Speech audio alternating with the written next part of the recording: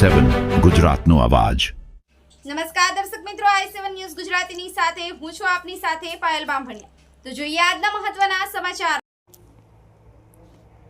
દેવગઢ બારિયા અને થાનપુર તાલુકામાં ગ્રામ પંચાયત ભવનનું ખાતમુહૂર્ત કરતા પૂર્વ રાજ્ય કક્ષાના મંત્રી શ્રી બચુભાઈ ખાબડના અધ્યક્ષસ્થાને કરવામાં આવ્યું। મળતી માહિતી મુજબ દેવગઢ બારિયા અને થાનપુર તાલુકાની નવીન છૂટી પડેલી ગ્રામ પંચાયતોના ગ્રામ પંચાયત ભવનનું ખાતમુહૂર્ત કાર્યક્રમ યોજાયો।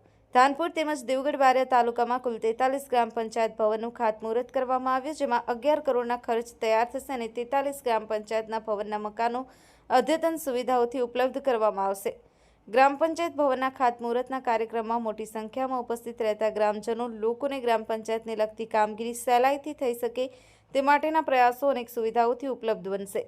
ગ્રામ પંચાયત ભવન પૂર્વ રાજ્ય કક્ષાના મંત્રી શ્રી બચુભાઈ ખાબડ દ્વારા ગુજરાત સરકાર દ્વારા વિકસિત ભારત વિકસિત ગુજરાતનું સૂત્ર સાર્થક કરી અને ગ્રામ પંચાયતને અદ્યતન સુવિધાઓથી સજ્જ કરવાની દિશામાં હરણફાળ ભરતા હોય તેવું જણાઈ રહ્યું છે। Mohanbhai Vankar, i7 news Gujarati, Devgadh Baria. દેશના વડાપ્રધાન શ્રીમાન નરેન્દ્રભાઈ મોદીજીએ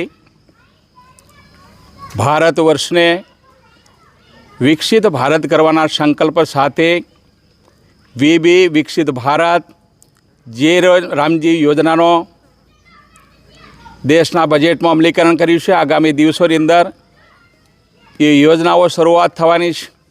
રાજ્યના મુખ્યમંત્રી શ્રીમાન ભૂપેન્દ્રભાઈ પટેલે ગ્રામ પંચાયતોને સમૃદ્ધ કરવા માટે 2626 જેટલી ગ્રામ સચિવાલય તરીકેની શુભારંભ કરવાનો આણંદથી શરૂઆત કરી છે। એના ભાગરૂપે દાહોદ જિલ્લાના દેવગઢ બારિયા મત વિસ્તારની અંદર ગઈકાલે 7 જેટલા આ ભવનોનો શુભારંભ કર્યો છે, આજે પણ કરી રહ્યા છે।